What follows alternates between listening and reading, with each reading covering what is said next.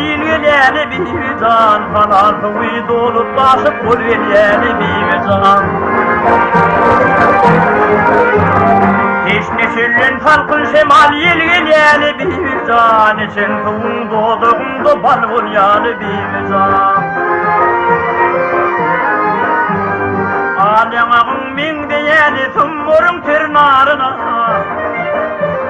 ağalkımın köpet daldı ağaltının karına, işin bilen görürledim güdürlerin varına, aç kucağımı detti gülgelyeni bir can.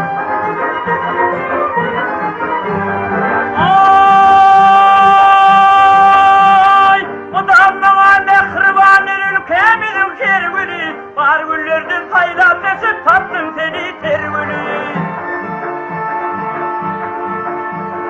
Leylan kaçan muradıma yeterilmir görgülü, sen uğrunda yürüyüp bağırıp külgülü yani bir can.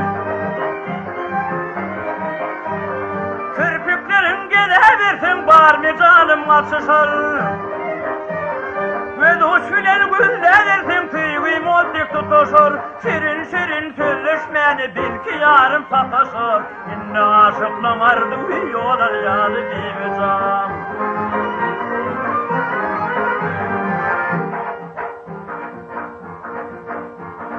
Düjok bolsun tüygüym can tinle uzun yürümi,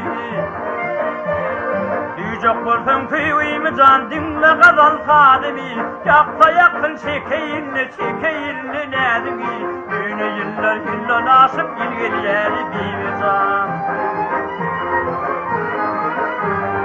Yaksa yaksın çekeyinli nedimi, düğüne yıllar nasip ilgiliyeli bir can. İnne aşıklan ardıvi, yolal yani bir can.